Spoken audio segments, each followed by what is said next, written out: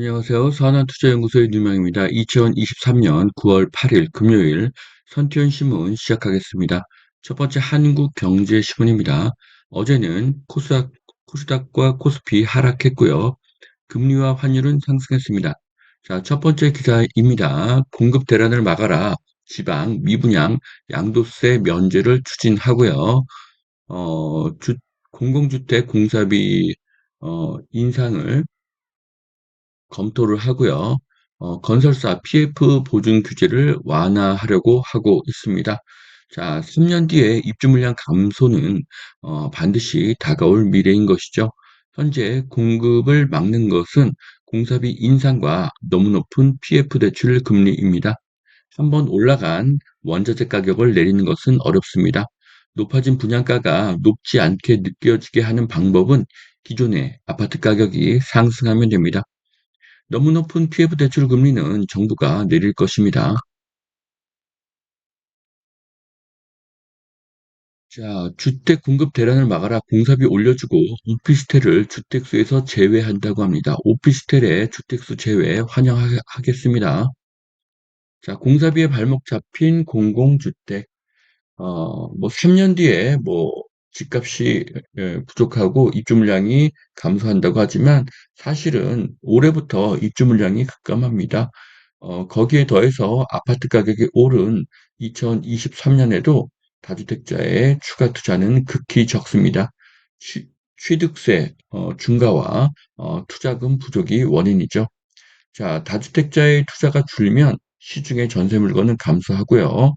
다주택자의 주택을 실수요자가 사면 시중의 전세 물건은 더 감소하게 됩니다. 전세 물건이 감소하면 전세가가 오르고요. 전세가가 오르면 무주택 실수요자는 집을 사기 시작합니다. 무주택 실수요자가 집을 사면 시중의 전세 물건은 더 감소하게 됩니다. 결국 2023년 하반기부터 최소 3년간 전세가는 계속 상승하고요. 전세가의 상승은 매매가를 밀어올리게 될 것입니다. 자, 보시면은 올해부터 수요량에 비해서 공급량이 크게 감소하고요. 내년에는 더 감소하고 이게 뭐 3년이 아니라 4년, 5년까지도 지금 입주 물량은 계속 부족하게 됩니다. 자,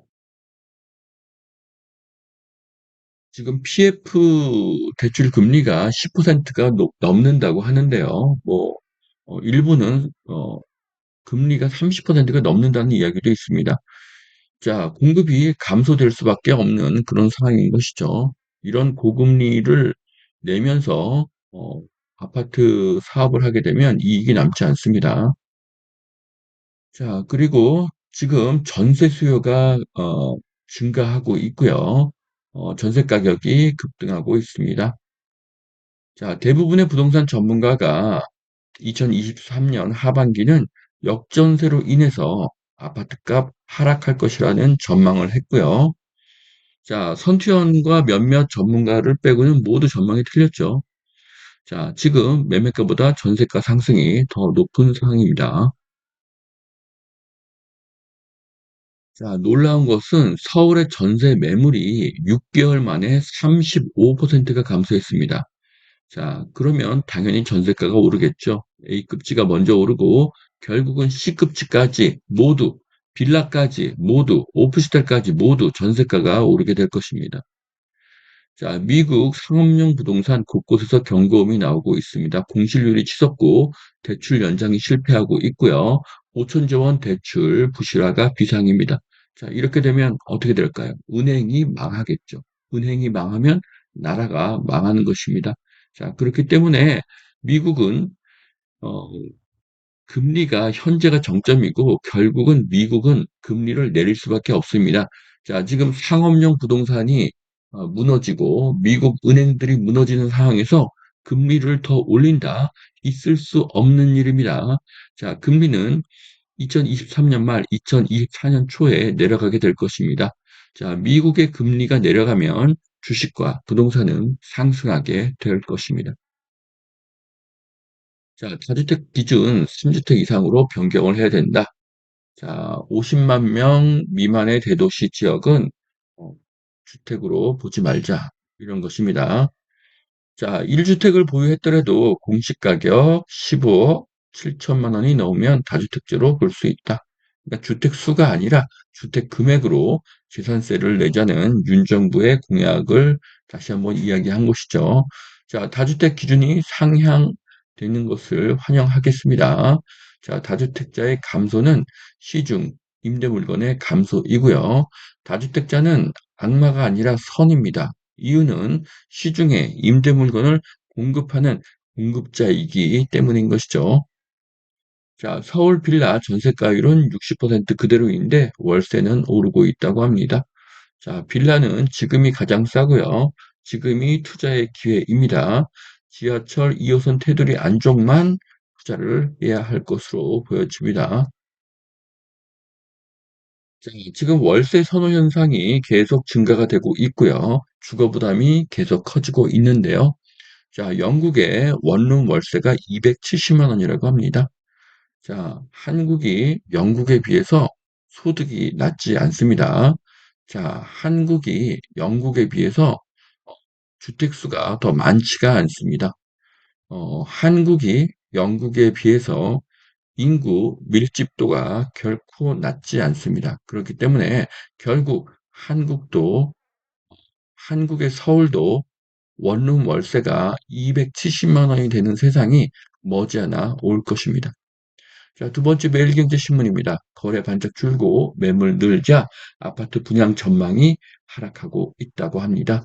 자, 가격 변동률이 매우 작은 변화인데 그래프를 굉장히 어, 그 변동이 큰 것처럼 이렇게 왜곡을 했죠. 아파트 분양 전망 지수도 크게 하락한 것으로 이렇게 보여지고 있습니다. 자, 7, 8월은 여름 휴가 기간이고 또 부동산 거래의 비수기죠.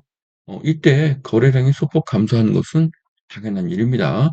자, 9월부터는 오히려 거래량이 크게 늘어나게 될 것입니다. 자, 현재 매매보다 전세의 상승이 더 가파르다는 것에 주목해야 할 것입니다. 자, 지방 다주택자 기준 2주 두 채에서 세 채로 완화를 해야 된다. 아까 나왔던 기사이고요.